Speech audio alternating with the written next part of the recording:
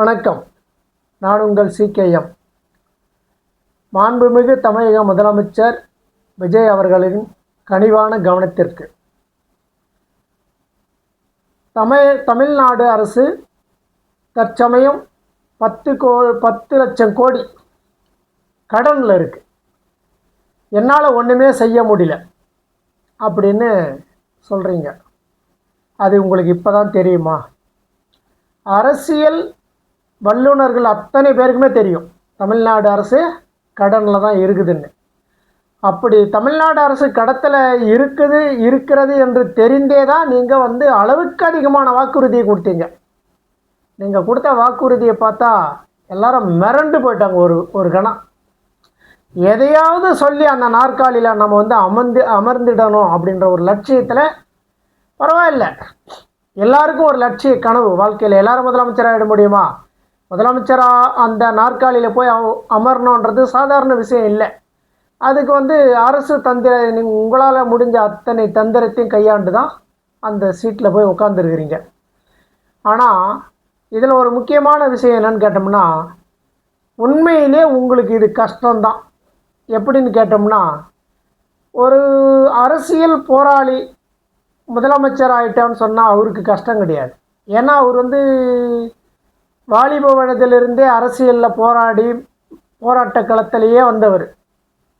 அவர் முதலமைச்சர் ஆகிட்டார்னா அவருக்கு அது ஒரு பிரச்சனையே தெரியாது. ஆனால் நீங்கள் அப்படி கிடையாது. ஒரு வேகமாக நடக்கணும்னா கூட டூப்பு போட்டு தான் நடக்க வைப்பாங்க. ஆனால் உங்களுக்கு எந்த ஒரு குறையுமே கிடையாதுன்னு வச்சுக்கங்க. வாழ்க்கையில் யாரை கேட்டாலும் சொல்லுவாங்க, உங்களுடைய லைனே தனி. நீங்கள் கதாநாயகன், அதாவது 30-40 வருஷம் கஷ்டப்பட்டு தான் நீங்கள் கதாநாயகனாக வந்தீங்க. அது ஒன்றும் சாதாரண விஷயம்லாம் கிடையாது.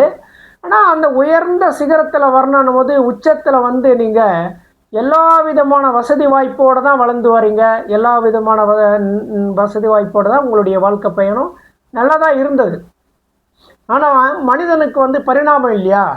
நம்ம வாழ்க்கையில் ஒரு முறை நம்ம முதலமைச்சர் ஆகிடணும் அப்படின்ற ஒரு லட்சியம் உங்கள் மனதில் இருந்திருக்கு. அதனால் நீங்கள் முதலமைச்சராக வந்துட்டீங்க, தப்பு இல்லை. நம்ம ஒரு ஆலோசனை, என்ன ஆலோசனைனா, நீங்கள் 10 லட்சம் கோடி கடன் இருக்குன்னு சொல்கிறீங்க இல்லைங்களா?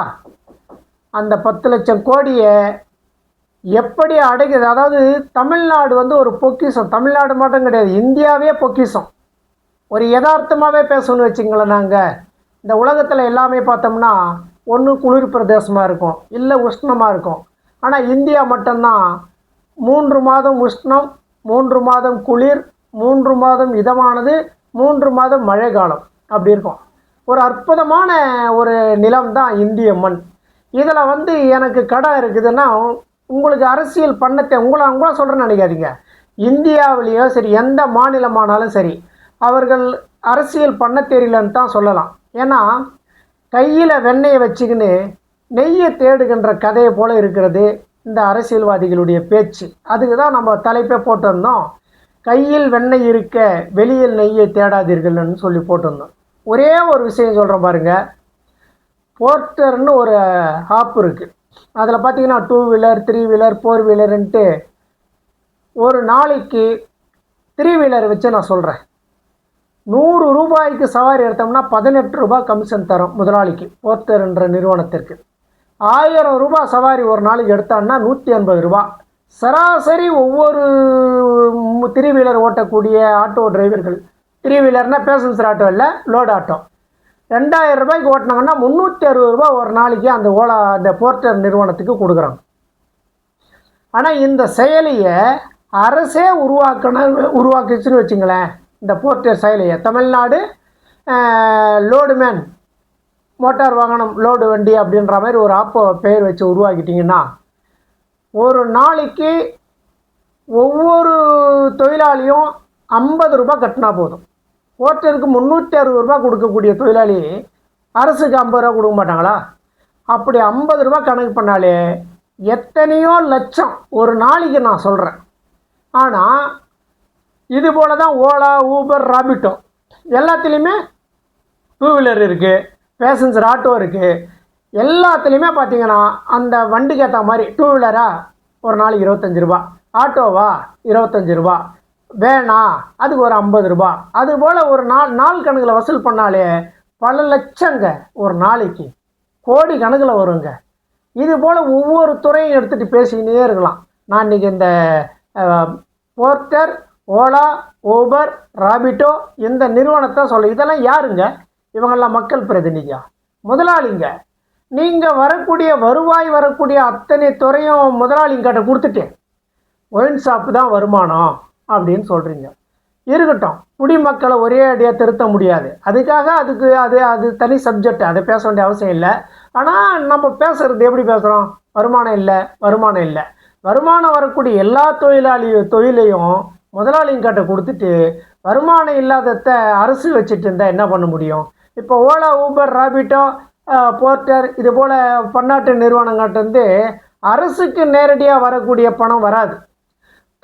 அதனுடைய அமைச்சர் இருக்காங்க இல்லையா, அரசு, அதாவது எம்எல்ஏ, மினிஸ்டர், அவங்களுக்கு போயிடும்.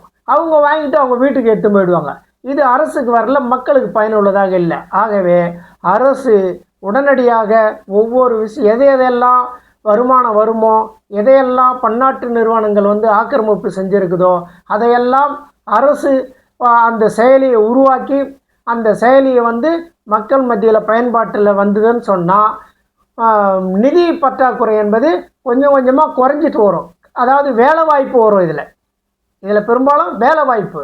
அதே சமயத்தில் சுய தொழில் செய்யக்கூடிய தொழிலாளிகளுக்கு பார்த்தோம்னா ஒரு அரசுக்கு ஒரு சிறிய கட்டணம் கட்டிட்டு அவங்க பிழைப்பு நடத்த முடியும்.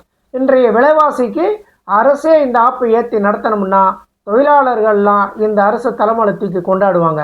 எனக்கு அரசியல் தெரியல, போன அரசு கடத்தில் விட்டு போச்சு, இதெல்லாம் தூக்கி ஓரத்தில் குப்பையில் போடுங்க. எல்லா அரசியல்வாதியும் சொல்கிறது தான். நம்ம அரசு விமர்சனம் பண்ணுறதில்ல இந்த வீடியோவில் நோக்கம். அரசு இதுபோல் நலத்திட்டங்கள் எல்லாம் செய்யக்கூடிய வாய்ப்பு இருக்குது. இதை பயன்படுத்தி இந்த செயலியை உருவாக்குங்க.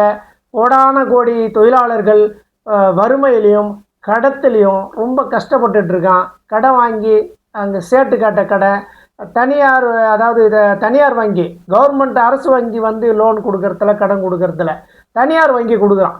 பெரிய அளவில் வட்டி, தண்டல், அதாவது இது என்ன சொல்கிறது, ஒரு ரவுடிசம் மாதிரி வட்டி வாங்கி கட்ட முடியாமல் இன்றைக்கெல்லாம் கஷ்டப்பட்டு வண்டி ஓட்டுறான். அந்த காசு வீடு சேரலை.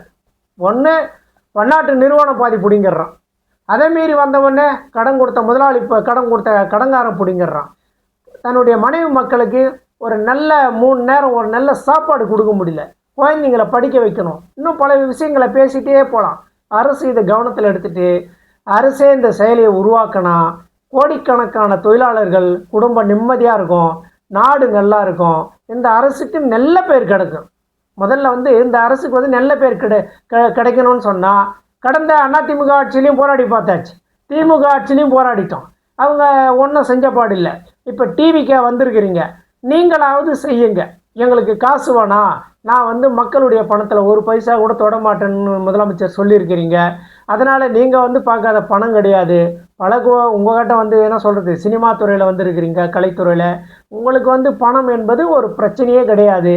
ஆனால் இந்த கொஞ்சம் கொஞ்சமாக ஒரு விஷயத்தையும் கவனத்தில் எடுத்து நீங்கள் செஞ்சீங்கன்னா உங்களுக்கு நல்ல பேர் கிடைக்கும் மக்கள் மத்தியில். நன்றி, வணக்கம்.